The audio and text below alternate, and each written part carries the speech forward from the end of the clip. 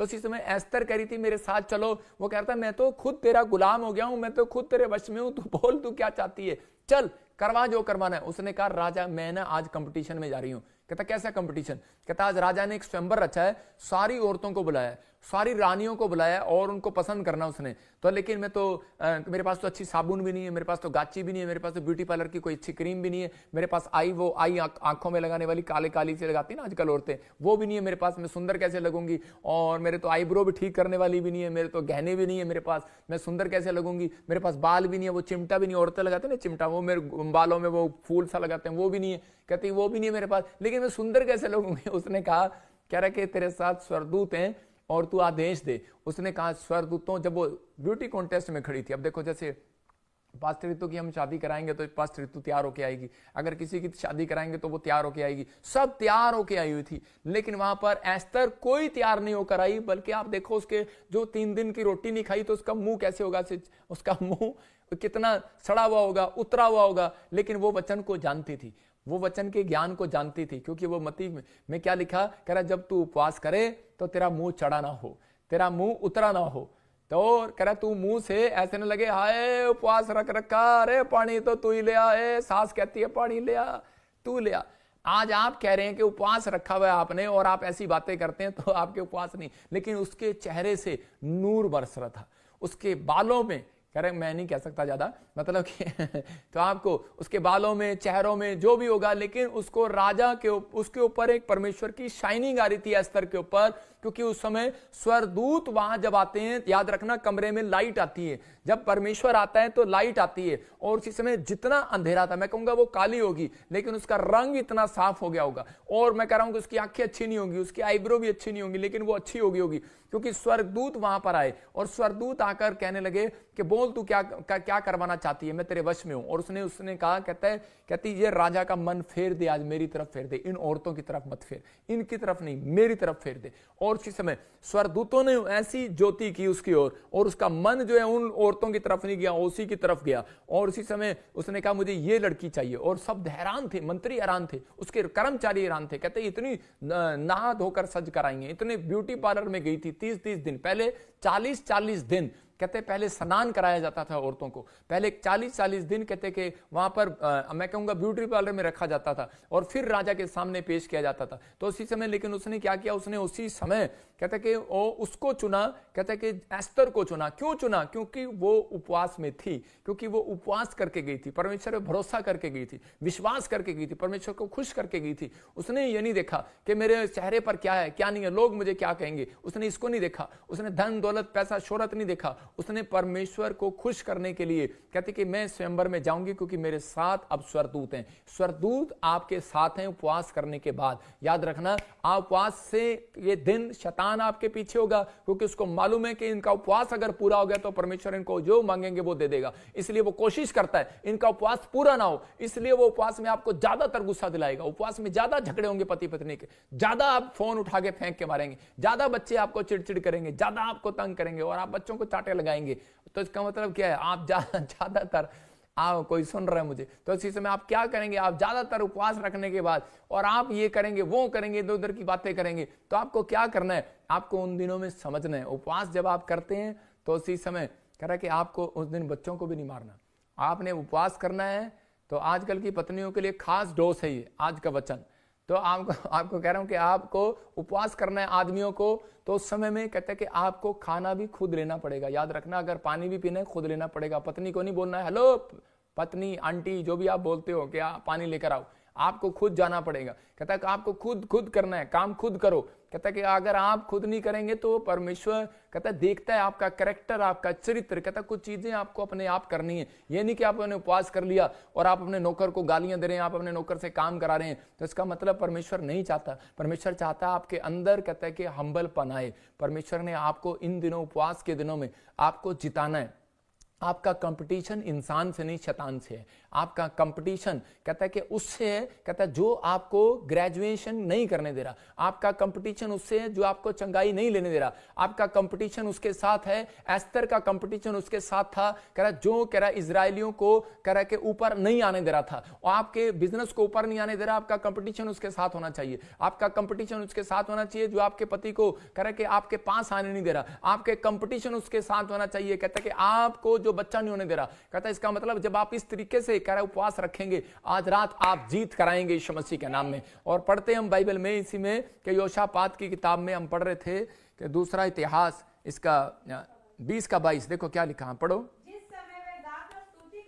जिस समय वो गाकर स्तुति करने लगे, उसी समय यहोवा ने अम्मोनियों, मोआबियों और सेईर के पहाड़ देश के लोगों पर जो यहूदा के विरुद्ध आ रहे थे, घातकों को बैठा दिया। वचन दिखा, वचन स्क्रीन पे जल्दी। हाँ, फिर से पढ़ो। जिस समय वे गाकर स्तुति करने लगे, उसी समय यहोवा ने अम्मोनियों, मोआबियों और सेईर के पहाड़ी देश के लोगों पर जो यहूदा के विरुद्ध आ रहे थे, देखो इतना लंबा पढ़ने की जरूरत नहीं है। देखो लिखा यहां पर, जिस समय वे गाकर स्तुति करने लगे। इसका मतलब कि जिस समय वो वर्शिप करने लगे, एक लाइन अंडरलाइन कर लो, जिस समय वो स्तुति करने लगे, जिस समय वर्शिप करने लगे। लास्ट लाइन में चलते हैं इस पैरे की, और वे मारे गए, सब मारे गए जो उसके विरुद्ध आ रहे थे, यहूदा के विरुद्ध आ रहे थे। घातकों को बिठा दिया गया, मार दिया गया। किसने मारा? परमेश्वर ने उनको खत्म कर दिया। आज आपकी प्रॉब्लम्स कितनी भी बड़ी हो, आपकी समस्या कितनी भी बड़ी हो, कर्जा कितना भी बड़ा हो, बीमारी कितनी भी बड़ी हो, कोई तकलीफ आपको आ रही है, तो आपको डरना नहीं है। परमेश्वर ने आपको इन दिनों में कहता वहां लेकर जाना है जहां कोई नहीं गया। तो आपको इस समय कहता कि उपवास करना है, प्रार्थना करना है। लेकिन उपवास किया, प्रार्थना किया सारा दिन, इसलिए यीशु मसीह ने मत्ती 6:16-17 में क्या कहा? कहता कि उपवास करा कि सही ढंग का होगा तो आपको शक्ति देगा वो, नहीं तो वो नहीं देगा। इसका मतलब कह रहा है कि मुंह पर चढ़ा हुआ फेल, फास्ट फेल, मतलब आपका उपवास फेल। भूख का पता लग रहा है आपके अंदर, आपके चेहरे से, उपवास फेल। झगड़ा हो रहा है, घर में क्रोध हो रहा है, फास्ट फेल। मैं कहूंगा वो जीरो है, कोई फायदा नहीं। दोबारा से रखो उपवास, मेरे पास आओ, दोबारा से रखो। 40 उपवास का इसलिए मूसा बोलता है, कह रहा है 40 रोजा रखने से एक रोजा रख लो। 40 उपवास रखा, परमेश्वर ने वापिस बुला लिया उसको ऊपर, पहाड़ी पर आजा। फिर दोबारा गया, 40 रोजे रखे। उसको कहे अब अपने आप को ठीक कर। आपकी समझ में आए कि नहीं? कहता है 40 रोजे रखने से एक अच्छे रोजा रख लो, ऐसा रख लो कह रहा कि जिसमें 40 दिन आपने रोजा रखा हो। मतलब आपने छुट्टी कर लो, 3 रख लो, 7 रख लो, 21 रख लो, लेकिन परमेश्वर का धन्यवाद हो, ये नहीं कि नाटक करो 40 दिन। कहता उसका कोई फायदा नहीं है। कहता है आपको एक रोजा ऐसा रख लो कि वो जो 40 दिन के बराबर हो। आप समझ में आ रहा है कि नहीं?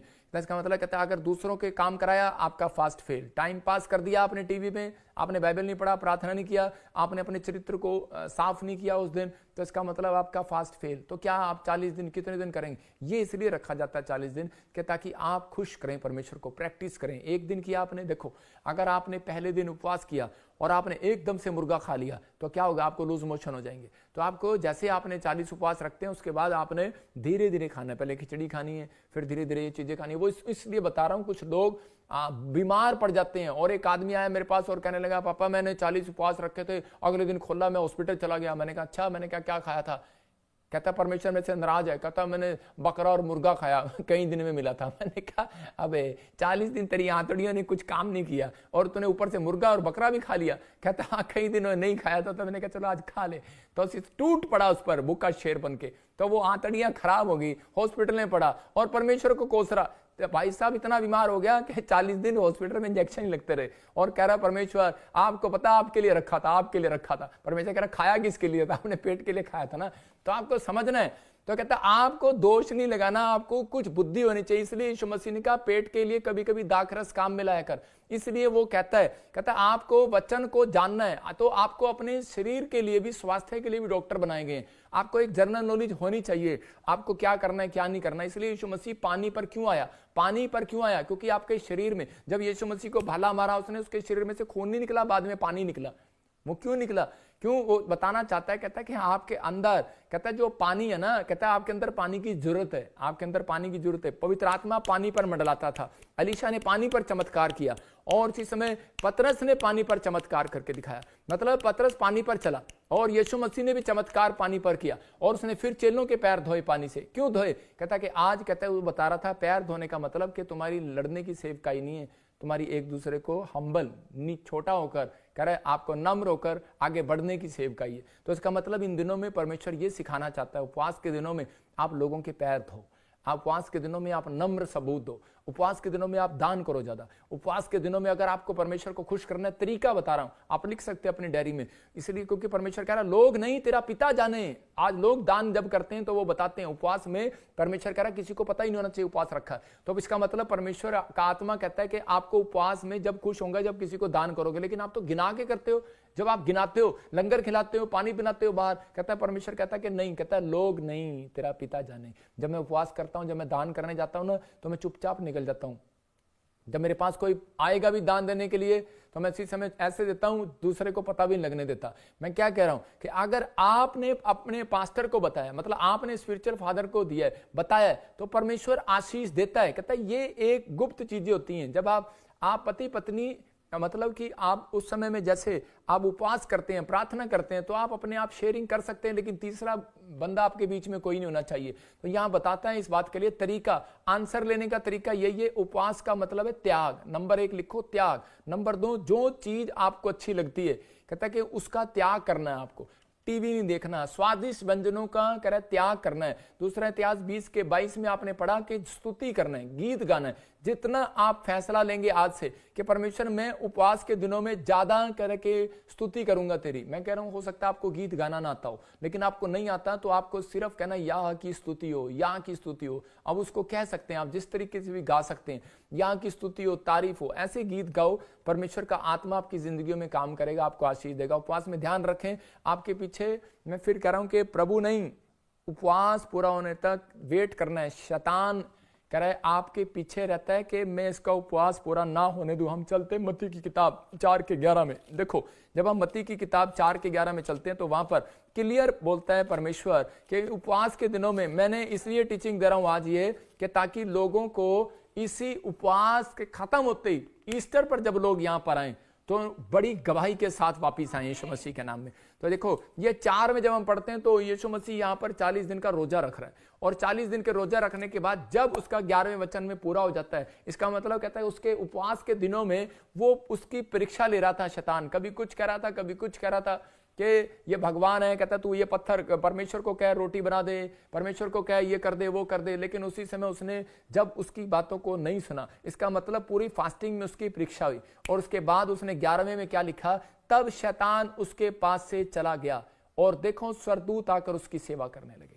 तो इसका मतलब कि जब आप, कहते हैं आपका फास्ट पूरा हो जाता है तो स्वर्गदूत आपके पास आते हैं, आपके वश में होते हैं, सेवा करना, समझ रहे हैं? कहता है इसका मतलब वो पूछते हैं हाँ जी बोलो क्या काम करना है, तो इसका मतलब स्वर्गदूत आएंगे, एंजल आएंगे आपके पास और आकर आप कहेंगे बोलो हमें क्या काम करना है आपके लिए। तो बहुत सारे लोगों को नॉलेज नहीं है, हमें नॉलेज है इस बात की, हम परमेश्वर को खुश करते हैं, हमें पता है कि हम फास्टिंग करते हैं और अपने आप को तैयार करते हैं परमेश्वर के लिए। हमने छोड़ दिया, टीवी लगे हुए हैं, मेरे 10 कमरे, 10 कमरों में टीवी लगे हुए हैं, लेकिन अगर कोई हिम्मत नहीं है किसी की मेरे पीछे या मेरे सामने चला दे टीवी को, नहीं चलाएंगे। मैंने कहा ये लोगों ने बोला टीवी क्यों लगे हुए हैं, मैंने कहा जब मकान लिया था पहले से लगे हुए, हम क्या कर सकते हैं। लेकिन टीवी सिर्फ खुलता है तो वचन के लिए खुलता है, टीवी खुलता है तो प्रार्थनाओं के लिए खुलता है। तो आपको विश्वास करना है कि इस समय में कहता है कि आपको अपने अंदर ये तैयारी करनी है कि परमेश्वर मुझे तैयार रहना है, मुझे प्रभु के कामों के लिए तैयार रहना है। तो इसका मतलब पवित्र आत्मा अपने लोगों के जीवन में काम जब करता है, कह रहा है कि आप जब परमेश्वर को खुश करते हैं, जब उपवास करते हैं, अगर आपका सही ढंग से उपवास होगा तो स्वर्गदूत आएंगे। आज रात जो मुझे ऑनलाइन देख रहे हैं, मैं कह रहा हूं आज के उपवास के बाद पवित्र आत्मा कह रहा है कल से स्वर्गदूत आपकी सेवा करने के लिए आया करेंगे यीशु मसीह के नाम में।